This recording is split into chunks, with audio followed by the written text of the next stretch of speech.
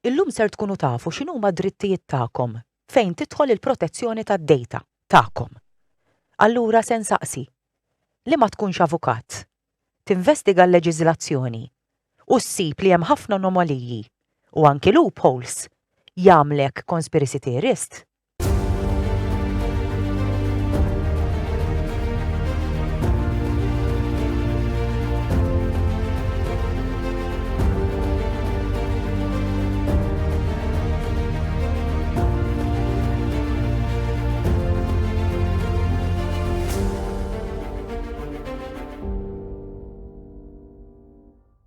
Grazzi ħafna tal-li inaqattu magħna illum għat-tieni episodju ta' Conspiracy Theory illum miegħi fl-istudio Dr. Rudolf Vragonesi biex nitkellmu ftit fuq id-drittijiet u anki id-doveri, responsabiltajiet li għandu il-bniedem u anki l-istat f'dak li għandu x'jaqsam il-GDPR. Il-każ tas-sinjura tal-ġimgħa l-oħra ta' Rita Bonnici għadna qed inseguh sew mill-qrib fil-fatt ser jitilgħu żewġ emails għalli ikun kollox trasparenti dawn l-emails tistgħu issibuhom ukoll fil-link li aħna nħallu taħt il-podcast stess biex intom tkunu tistgħu taraw għall-affarijiet tagħkom. Jiena batt il-Dipartiment tal-Edukazzjoni ma rċivejt l-ebda risposta konkreta l-invit tiegħi lill-Ministru Dr. Clifton Grima ukoll u bqajt mingħajr tweġiba u ħanibqa' nsegwi sakemm fl-aħħar ikonna risposta. Dr. Rudolf Vragonesi, grazzi tal-li ġejt. Grazzi tal-istedina. Nitkellmu llum ftit fuq x'inhuma id-drittijiet tan-nies f'dak li għandu x'jaqsam il-GDPR wara li l-ġimgħa l-oħra kellna sinjura illi rċiviet din iċ-ċirkolari mill-iskola li sirt naf illi ilha tintbagħat minn Novembru li għadda fejn mingħajr ma talbet kunsens tal-ġenitur kemm sempliċiment informata li ħajjieħdu id-dejta kollha tal-istudenti u żommuhom 24 sena. Di tista' ssir jew le. Mela, il-liġijiet naħseb l-importanti mhux biex inkunu pedantiċi, imma nagħtu daqsxejn background ta' prinċipji għal min qed jisma'. Għax ovvjament nies m'għandhomx background legali. U mbagħad minn dawk il-prinċipji iktar jkunu jistgħu jifhmu u mbagħad jaslu għal konklużjonijiet tagħhom ukoll mhux dejjem jemmnu dak li ngħid jien jew jaċċat ieħor. Mela, il-prinċipji huma il-liġijiet jagħtu drittijiet u obbligi sija lill-istat kif ukoll liċ-ċittadin. Issa, meta inħarġet mill-Ewropa il-General Data Protection Regulation GDPR fit-2016 amended għax kien hemm xi ħaġa qabel ovvjament. Dawn l-idea kienet illi twassal biex tipproteġi iċ-ċittadin. Mela dik hija dak huwa l-punt di partenza biex id-data jiġi protected. U mbagħad hemm ċerti eċċezzjonijiet u hemm il-proċeduri. Mela minn hemm irridu nibdew. Issa, għalhekk pereżempju jekk tmur il-bank jew insurance dejjem jagħtuk xi karta biex tiffirma, ħalli inti tkun qed tagħti l-kunsens tiegħek biex jużaw id-data tiegħek għal ċerti affarijiet ovvjament. Issa, f'dan il-każ huwa speċifiku fil-GDPR li japplika għall-Ewropa kollha għax ir-regulations dan huwa regulation ifisser li hija parti mill-liġi Ewropea illi tapplika għall-Ewropa kollha u m'hemmx għalfejn illi tgħaddi att ta' Parlament minn Malta. Dak huwa każ meta jkun hemm direttivi. Imma meta jkun hemm regulations isiru parti mill-liġi ta' Malta. Mela aħna għandna l-istess liġi kif għandhom il-liġijiet tal-Ewropa kollha l-istess GDPR. Artiklu 6 dejjem tal-GDPR li jgħidlek processing shall be lawful only if and to the extent that at least one of the following applies. Qed naqra bl-Ingliż. Sewwa. Dawn huma regolamenti li ħarġu mill-Ewropa. Issa, l-ewwel każ huwa the data subject has given data subject jiġifieri l-individwu biex niftehmu. The data subject has given consent to the processing of his or her personal data for one or more specific purposes. Issa, ovvjament, qed jaġixxu fil-każ li semmejt inti tal-iskejjel accumulation and processing of data mhux bil-kunsens tan-nies. Issa, huma sa fejn fimt jiena skont id-dokumenti li nħarġu minnaħa tal-Commission ukoll, huma qegħdin jimxu fuq il-bażi ta' sub-article 1E li jgħidlek processing is necessary for the performance of a task carried out in the public interest or in the exercise of official authority vested in the controller. Mela, hawnhekk qegħdin naraw li hemm żewġ prinċipji. Hemm il-prinċipju tal-interess nazzjonali li jista' jikkwota l-istat biex ifassal il-politika tiegħu, politika policies tiegħu. U hemm id-drittijiet tal-individwi. Mela, bid-dritt tal-individwu hawn il-GPR qed jgħidlek. Inti tiddeċiedi tista' tagħti l-konsens jew tista' tirtira l-konsens. Jekk inti tagħti l-konsens fair enough, mela tajt il-konsens. Imma għall-inqas għandek id-dritt illi tara tanalizza l-affarijiet u tiddeċidi inti. Mela qed jagħtik dak id-dritt. Imma qed jagħti wkoll fl-istessin id-dritt lill-istat, lill-membru tal-Ewropa, member state, illi ifassal politika jiġbor id-data anki mingħajr il-konsens f'każ ta' interess nazzjonali. Issa, l-interess nazzjonali mhijiex blank check, dak l-ewwel punt. It-tieni punt, x'tip ta' konsens jista' jingħat. Mela, jingħata. Jekk inti tagħti l-konsens bil-miktub, kif semmejna qabel tmur il-bank u jagħtik forma u tiffirma. Alright, għandu xi ħaġa bil-miktub. Ċar, black on white. Il-konsens jista' jkun ukoll jew verbali, jew dak li nsejħu bl-Ingliż tacit consent. Mela. U hawnhekk tidħol daqsxejn il-makakkerija ta' min qed nsemmi mod ġenerali ta' min ifassal politika, liġijiet, illi jdaħħlu ċerti affarijiet meta ngħidu read between the lines. Nodu daqsxejn attenti. Għax tacit consent forsi tista' titqis ukoll bħala consent. Mela, jekk għall-argument l-iskejjel jew id-dipartiment jibgħat ċirkular lil ċittadini, lil ġenituri, u jisma, kemm ninfurmawk li ħanamlu hekk u hekk nixbru data ta' tfal, eċetera, eċetera, u m'hemmx għalfejn għall-argument. Tirrispondu, m'hemmx għalfejn, ma kemm ninfurmawkom. Jekk inti bħala ċittadin ma tagħmel xejn, u mbagħad għadha pitada jkun hemm xi disgwit, jew argument bejniethom, jew nuqqas ta' taqbil, jgħidlek imma inti tajt il-kunsens. Le, qatt ma tajt il-kunsens jiena iva ta' għax aħna ktibnilek u inti qatt ma rispondejt. Fimta? Ekku. Iġifieri, mela biex niġi għall-mistoqsija li għamiltli. X'inhu ma drittijiet? Inti għandek id-dritt illi tagħti il-kunsent. Jew illi ma tagħtix il-kunsent. Mela, irrid ikun joqgħod attent l-individwu illi anke jekk jirċievi trapallik u jgħidlek m'hemmx għalfejn illi tikkomunika magħna, m'għandek bżonn tagħmel xejn, ma jfissirx illi inti ma tistax tgħid isma' jiena m'iniex qed nagħti kunsens. Għax dik hija l-għażla tal-individwu. ċaru tont. Mela biex inti tagħmilha ċara dejjem l-aħjar. Tagħmilha bil-miktub u tajt isma' jiena m'iniex qed nagħti kunsens. U tikkwota il-liġi, ir-regolament li huwa artiklu 6 paragrafu 1 li jgħidlek hawnhekk fuq il-każ ta' konsent jiena m'iniex qed nagħti il-kunsens. Ir-regolament jgħidlek ukoll illi l-kunsent irid ikun ċar. ċar, ġiru mhux tiġi tgħid tismandi l-kunsens. Għalhekk hemm daqsxejn ma' kakkerija għax jekk jikdbulek u inti ma tagħmel xejn u ma tajt xejn, idher mela dak tacit consent tu ma tli xejn inti. Mela, in-naħa l-oħra għax kif ngħidu fil-liġi aħna dejjem tittara żewġ naħat. Għax inkella ma tkunx qed tara l-istampa kollha. Jekk il-departiment l-operator il-processor jgħidlek imma jien qed naġixxi għabbażi għatenur ngħidu aħna tal-artiklu 6 paragraf I fuq interess nazzjonali.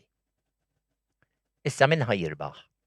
U mbagħad nimxu għall-artiklu 21 Sewwa. li jgħidilna Dritt ta' oġġezzjoni li dritt tista' toġġezzjona Mhm. mela. Ħalli nfittxa u artiklu 18 id-dritt ta' restrizzjoni tal-ipproċessar. dak ukoll iva. Imma forsi Mhm. nistgħu nibdew fuq l-objection as such. Peress illi aħna għadna illi stage 1 inti ma tajtx il-kunsent. Eżatt. Stage 2 qed jirribatti jgħidlek imma m'għandix bżonn il-kunsens tiegħek u għalhekk minn hemm issa naslu għall-artiklu 21 tal-GDPR illi jgħidlek the data subject l-individwu shall have the right to object on grounds relating to his or her particular situation at any time to processing of personal data concerning him or her which is based on point E, iġifieri based on national interest. Mela, f'dak il-każ, the controller shall no longer process the personal data.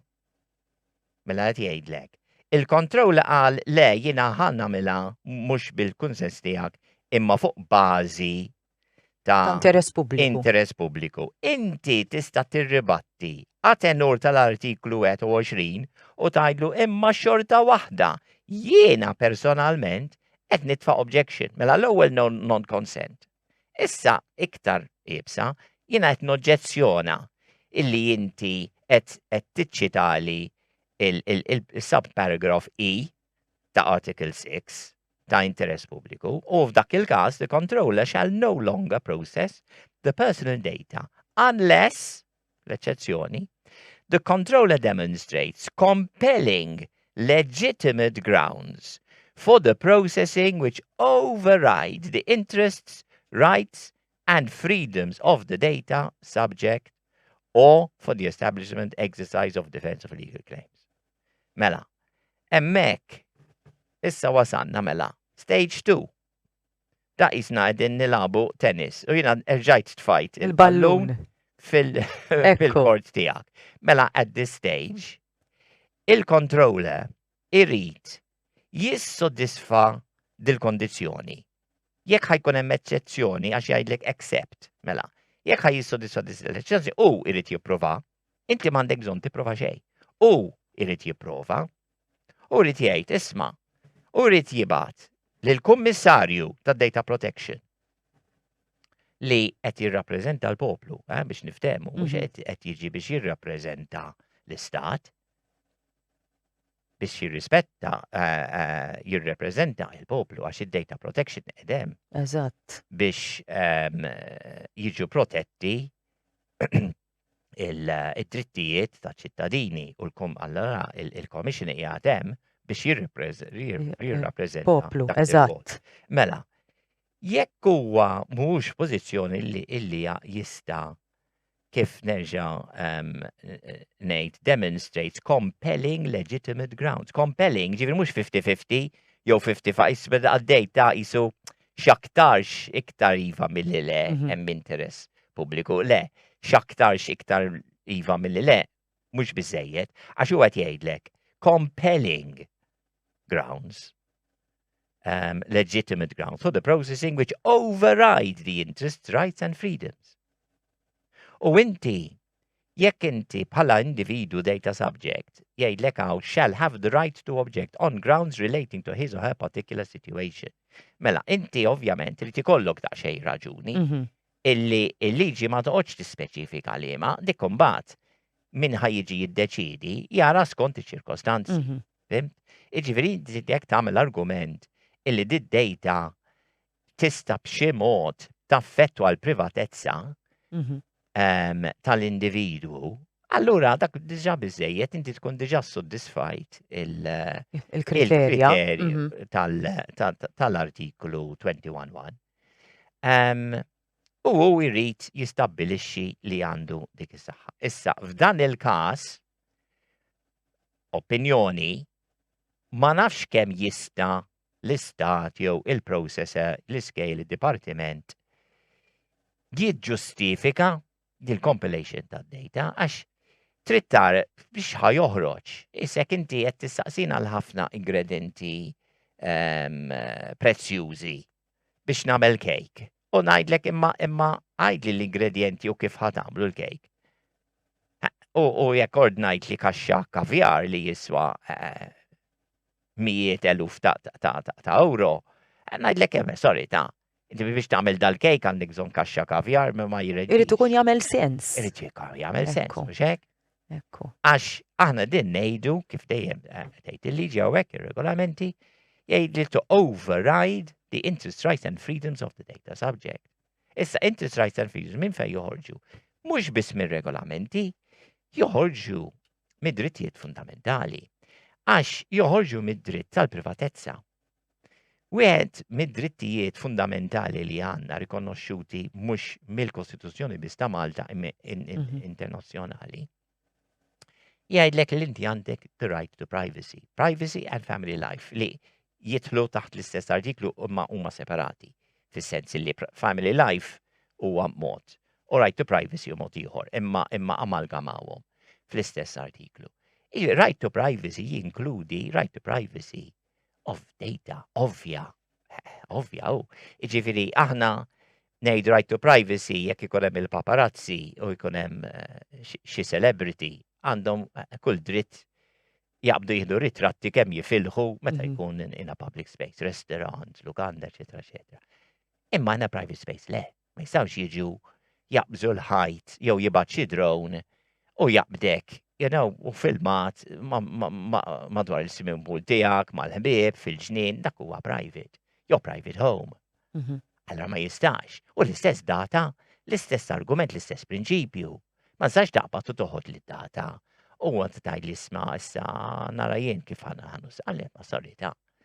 Inti għalfej tridu, għal xiex tridu, veru għandek bżonnu ħanaraw. Inti trid tipprovali, di veru għandek bżonn di data speċifikament għal fini ta' dak il-policy, għal fini tal-għan li għandek. X'jiġri issa jekk f'dan il-każ partikolari ma tingħatax risposta u jieħdu d-dejta xorta? Le, risposta dejjem tingħata, nimmaġina għaliex għax l-operator għandu l-obligi tiegħu anki viżavi il-kummissarju, il-Data Protection Commissioner. Iġifieri irrid jirrispondi għalihom.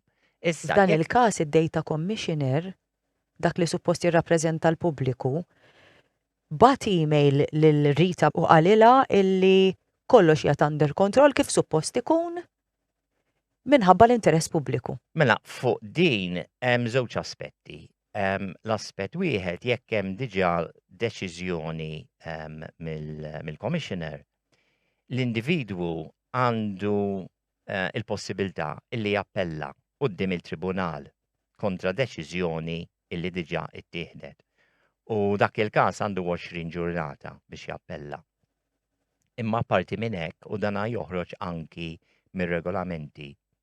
Għandu dritt illi ifittex jew jagħmel kawża kontra il-processor ukoll.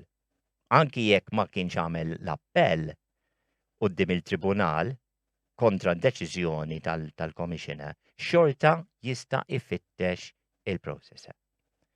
Mela, dak il-każ għandu sena biex jagħmilha. Malli ikun sar jaf illi hemm dal-data processing għandu sena biex jagħmel kawża. Mela dawk huma l-għażliet tiegħu. Issa hemm it-tieni aspett. Jiena ma nafx kemm huwa l-każ u għalhekk qed insaqsi. F'dan il-każ fejn kien hemm risposta. Il-Commissioner talab lill-operator impact assessment għax skont ir-regulations, il-GDPR, għandu l-obbligu illi jagħmel impact assessment. Iġifieri, qabel ma jipprova jiġġustifika l-għażla tiegħu li jiġbor id-data u jgħid juża dak l-artiklu 6 paragraf E jgħidlek interess nazzjonali, jagħmel impact assessment. Impact assessment xi tkun illi tanalizza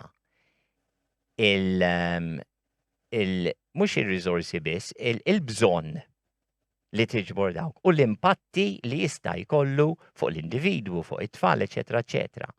U dak l-impact assessment ma jsirx minnek stess, ġeneralment l-impact assessment jrid isir minn terzi parti minn xi ħadd iktar oġġettiv li huwa speċjalizzat f'dak il-kamp. U mbagħad jippreżenta kopja ta' dak l-impact assessment u mbagħad jara l-kummissarju. Jiġifieri il-kummissarju talab l-impact assessment, il-kummissarju irċieva impact assessment qabel ma kellu bżonn jitloba għandu impact assessment, ma sarx. Jiġifieri ma sarx jiena naħseb diġà hemm lok għall-appell. Biex li dan laqqas biss għamel impact assessment. Jiġifieri biex nkun fimt sew, il-kummissarju jiddeċiedi fisem il-pubbliku?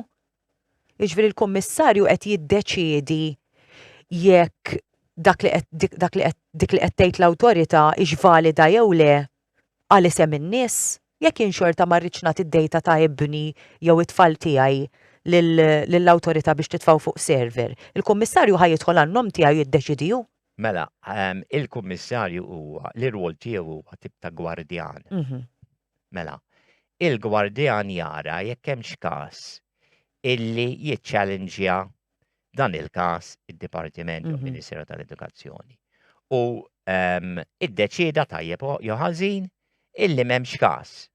Ma jfissirx illi hu qed jiddeċieda għan-nom tiegħek, għalhekk il-liġi GDPR qed jgħidlek speċifikament inti għandek tista' tappella kontra deċiżjoni. U tista' anki jekk ma tappellax, tista' tagħmel kawża direttament. Tidħol il-qorti imma. Il-ġenituri jdu jidħlu l-qorti. Id-deċiżjoni mill-qorti mbagħad ħadd ittieħed.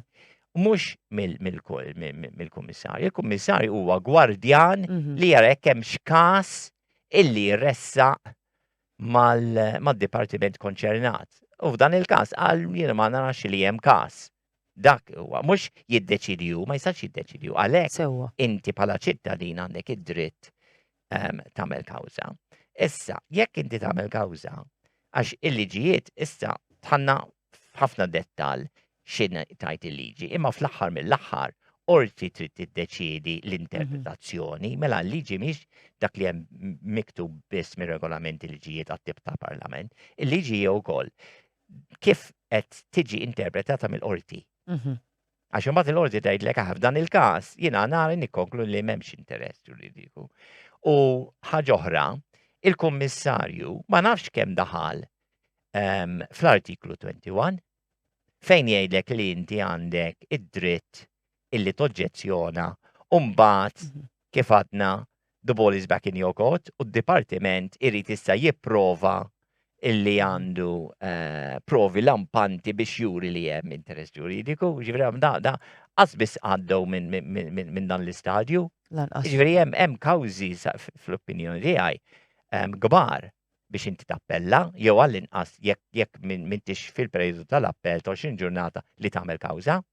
Ekku. Għabbażi tal-Article 21, mhux għabbażi tal-Article 6, għax Article 6 jgħidlek tista' tagħti l-kunsens jew imma jekk imbagħad hu jiċċita Artiklu 6 paragraf E, interess pubbliku, mbagħad trid tiċċallenġja.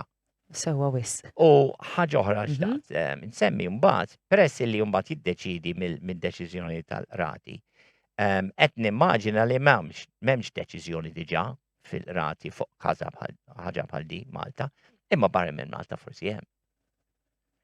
Jiġifieri jekk hemm għax kif għadna bdejna fuq dal-punt l-istess GDPR japplikaw għall-Ewropa kollha, kapaċi diġà hemm kawża simili. Ġifieri jekk avukat ta' klijent isib kawża minn xi pajjiż ieħor, jista' jikkwota, jiċċita meta jagħmel kawża Malta jgħid isma' di diġà tresqet quddiem fil-qorti Franza, l-Italja, l-Ġermanja u d-deċiżjoni hija di bbażata. Ġifieri inti tista' tuża il-każistika, il-case law, anke mill-pajjiżi oħra għax qegħdin nitkellmu fuq l-istess liġi. X'differenza hemm bejn dejta li hija pseudonimizzata u dejta li hija anonima? L-ewwel ħaġa li nipprova nagħmlu dejjem nagħmlu ħafna definitions u ħafna drabi mhumiex hemm, dik hija l-problema. Jekk ma jkunux fil-liġi stess, ħajkun hemm problema sa taqbad u tiftaħ dizzjonarju għax il-liġi trid tgħidlek isma' tifhem di u tifhem dej. Pereżempju, Data Protection Act ma jagħtikx definizzjoni tal-processor, pereżempju, dik toħroġ mill-GDPR, fair enough. Imma meta jirreferi għal EFL Act, ma jgħidlekx isma' x'inhi definizzjoni, missom għamlu il-definizzjoni hija dik id-definizzjoni li qed tingħata mill-regulations.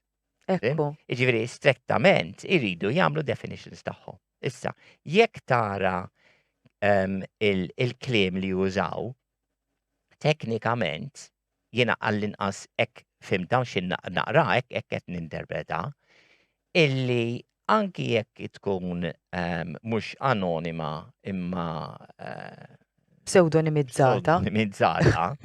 Xorta waħda hemm l-obbligu illi l-individwu ma jistax jiġi rikonoxxut. Mhux f'każ illi, pereżempju, jien immaġina hemm dejta fuqi, Rudolf Ragonesi, u pseudonym Rudy Reindeer. Alright. Imma jekk inti tasal bil-kodiċi li Rudy Reindeer huwa jiena, allura mela tista' tasal għalija. Mentri fil-fatt, fir-regulations jgħidlek speċifikament illi ma tistax tasal għalija. Ġifieri dik hija daħka fil-wiċċ. Normalment intuża numru għax jgħidulek it's encrypted. Il-liġi li nista' nipprova ninterpreta l-liġi mhux li jgħidu huma. Issa l-liġi qed tgħidlek suppost ma tistax tasal għall-individwu. Jiġifieri jekk qed ibaxxu rashom għal di u jagħmluha b'tali mod illi ma tista' qatt mhux id-database barra minn Malta qed ngħidlek, laqqas Malta ħadd ma jkun jista' jasal għall-individwu. Jekk huwa dak il-każ, allura ma jkunx hemm problema, ma m'hemmx għalfejn toġġezzjona, imma jekk mhumiex qed jagħmluha u jien għandi dubji, sta jkun qed niżbalja biex niftehmu, ma għandi dubji kemm huwa il-każ, għax għal-fini tad-data jekk qalu pereżempju speċifikament darbtej jekk mhux iktar minn darbtej illi jridu did-data biex jippruvaw jaraw iċ-ċirkostanzi ta' early school leavers li jitlaq ġifieri ta' 16 ma jkomplix. Kif tista' tasal għalija di jekk inti m'għandekx l-informazzjoni fuq l-individwi? Mhux hekk. Jekk jiena tlaqt ta' 16 kontradittorja ħafna. Kontradittorja. Mhux hekk? Mhux bil-forsu. Jekk jiena waqaft ta' 16 sena, mela jafu li jien waqaft. U din l-informazzjoni mhux diġà kienu qed joħduha mill-iskejjel, l-iskejjel kienu qed iżommu din it-tip ta' dejta. Magħluqa ġo l-iskejjel. U dejjem kienu jagħmlu dawn l-istudji, qatt ma kellhom problema, ma narax għala għandha tinġabar din id-data u tmur tintefa' ġo server għal 24 sena sħaħ meta diġà konna qegħdin nagħmluha din il-ħaġa ma kienet sempliċiment bir-responsabilità tal-iskola. U lokalizzata. Lokalizzata, eżatt. X'kienu din jagħmlu eżatt u x'iridu jagħmlu eżatt issa. Ħadd ma jaf u dik inkwetanti ħafna. Imma biex niġi għal dak li qed tgħid inti il-biża' li għandi ġeneralment mhux ma dal-suġġett biss huwa il-globalizzazzjoni ta' kollox. Naqbel miegħek. Mela, anki id-data collection, processing and information qed jiġi globalizzat. Din hija problema. U il-globalizzazzjoni għandha problemi kbar. Għax inti għandek kontroll fenomenali.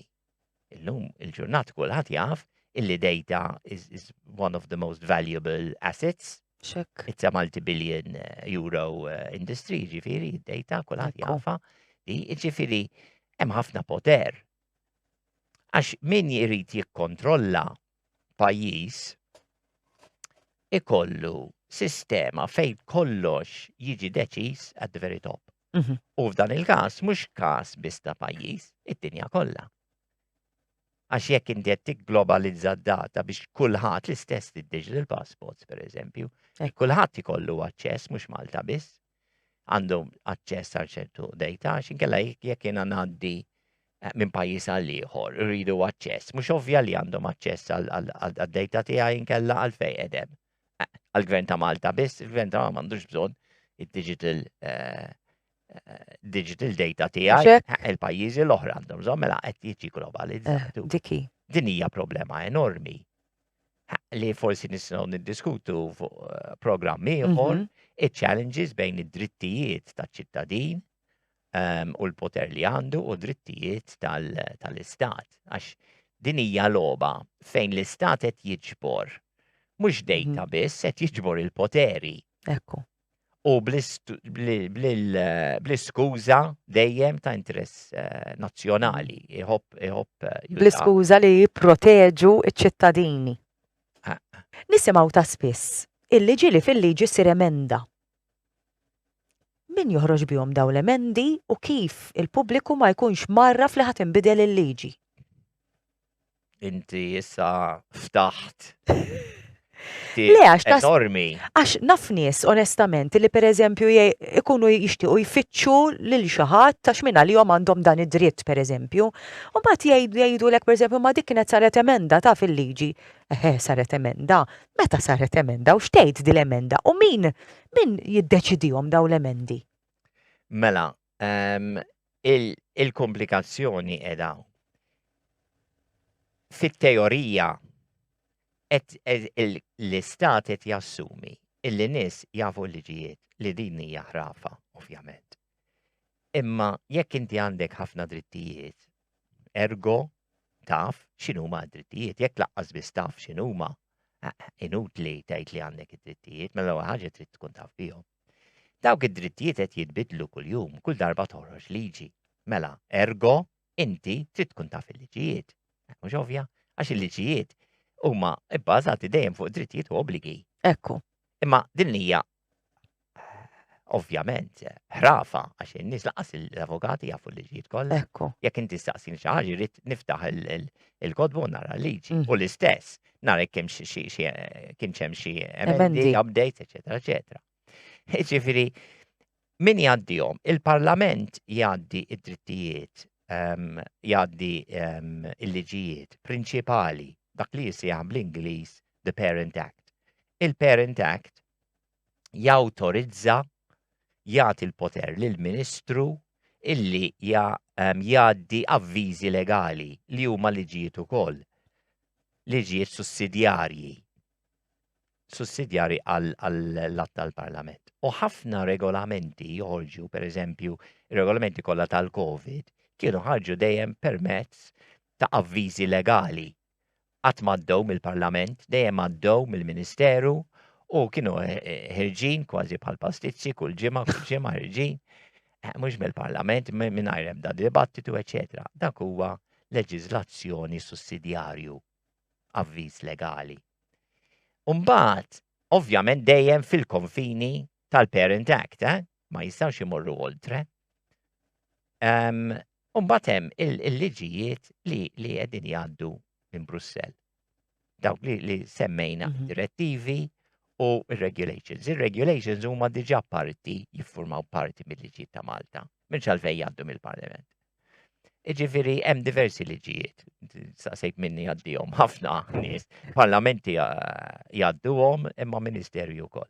Għax mhuwiex din mhijiex ħrafa, imma kienu ħafna dawk iċ-ċirkostanzi fosthom anke frajna fil-pandemija tal-COVID fejn il-liġijiet li għaddew ma kienux għal benessere tan-nies. Eżatt. Jew inkella ssir emenda fil-liġi biex xi ħadd ikun jista' juża għal skopijiet ulterjuri li jkollu personali. Għalhekk irridu niddiskutu suġġett għalih bejn id-drittijiet taċ-ċittadin u l-poter li għandu u d-drittijiet tal-istat. Għax il-liġi qegħdem biex isservi n-nies u mhux in-nies qegħdin hemm biex iservu l-liġi. Dik hija dik tallimniha l-ewwel sena ta' filosofija tad-dritt.